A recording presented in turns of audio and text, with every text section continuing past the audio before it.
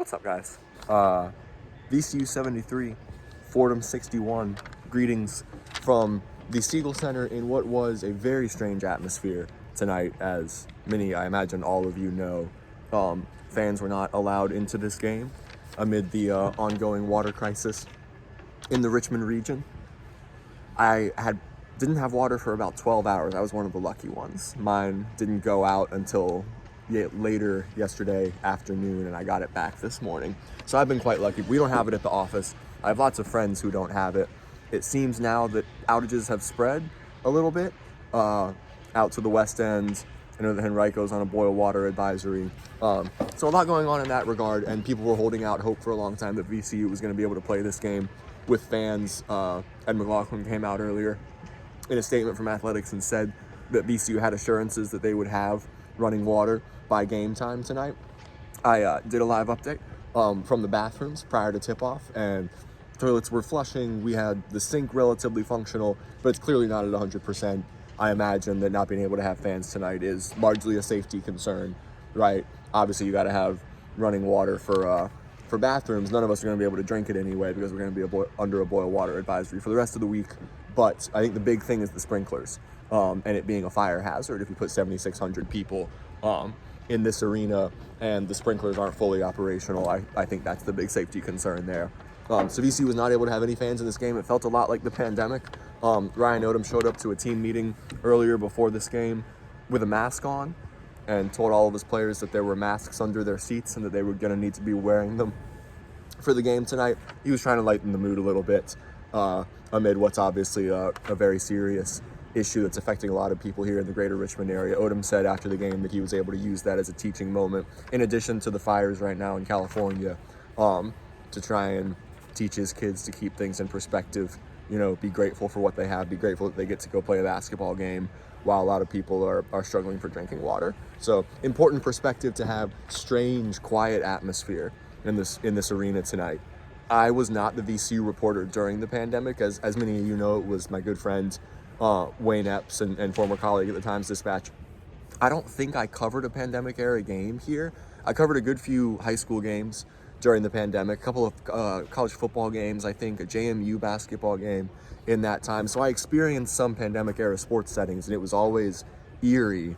But it was also, everyone was kind of in it together, and once you got to the point where you were actually playing games again, we'd been in the pandemic for a while, and everyone knew what to expect. Whereas this is very anomalous, spur of the moment, came out of nowhere, right?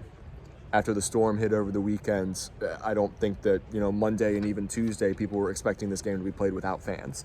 But it happened, and VCU won 73-61 after a really choppy first half. 9 lead changes and 4 ties in the whole game, and those all came in the first half, right? 24-23 at the break.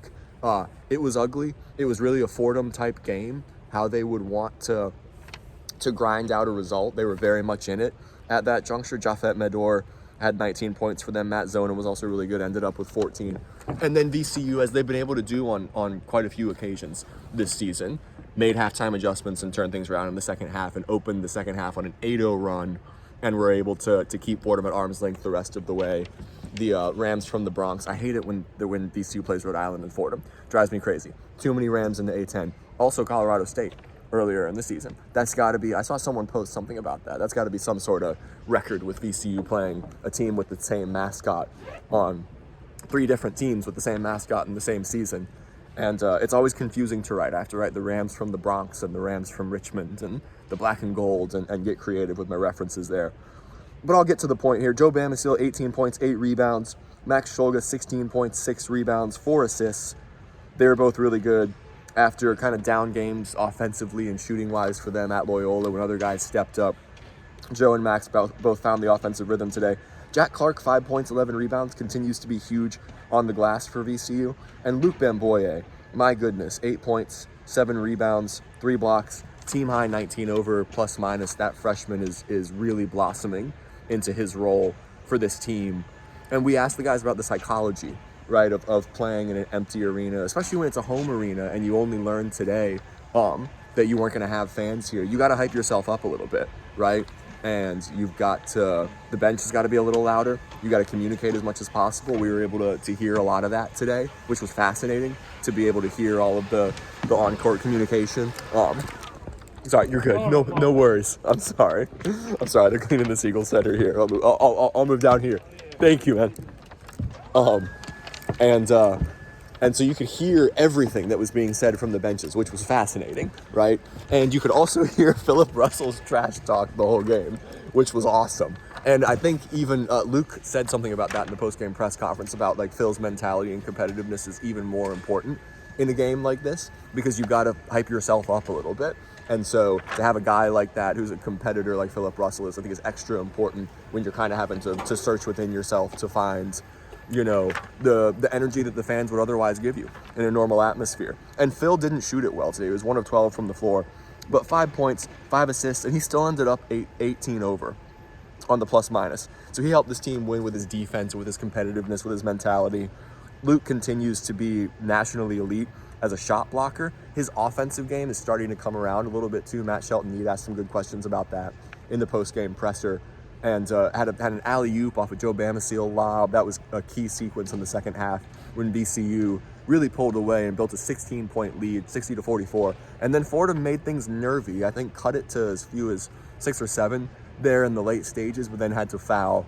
And VCU was able to end up with a 12-point victory, which I'd say on the balance of the game, given how back and forth that first half was, and then how dominant VCU was for stretches of that second half, or most of that second half, aside from really the late sequence there where Fordham got close again.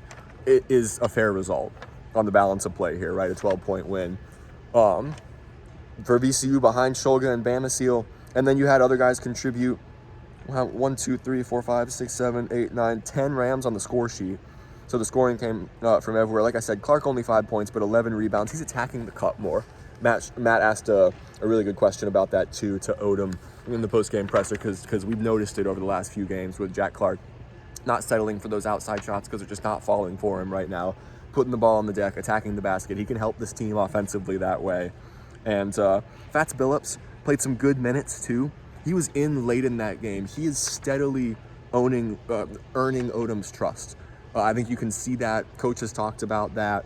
I think that's about his defensive commitment. I think it's about his commitment to detail and stuff off the court in the classroom, right, at practice. I think it's all of those things that have kept Fats off the floor for stretches when, you know, last season and this season when fans were calling for him to play more. He's obviously an explosive offensive player. He's figuring things out, and he's earning Ryan's trust. And he had 5 points, had a key 3 late that was kind of part of the knockout blow. And then VCU continues to be a great offensive rebounding team and elite in terms of second chance points. Won the rebounding battle 49-33, 23 offensive rebounds to 12 for Fordham, and a 25-13 edge in second chance points. And for a VCU team that you expect their mentality to really be built off of the 3-ball and off of this backcourt depth, they're playing really well in the paint right now. Their guards are penetrating. They're setting their bigs up for easy baskets. They had big edges in that regard against Loyola, and again tonight, 36-26 edge in the paint for VCU. I think that's really a key to this team realizing its ceiling is getting more offensive production from its front court, which I wrote about this week. And not big numbers in that regard tonight, but Firm and Luke and Jack did what they needed to do and contributed in moments in that regard. On a night that VCU did not shoot it well from outside, right? I think that's a good sign. VCU was 5 of 26 from 3 and still won by 12 points against a good defensive team in Fordham. And so it's a team, I think, that's maturing, that's figuring out other ways to win, that's not just, you know, lighting it up from outside. And they're also, Ryan Odom continues to use that 4-guard lineup late in games with Zeb Jackson, Max Shulga, Joe Bamaseal, Philip Russell, all around Jack Clark. So you got 5 graduate players on the floor.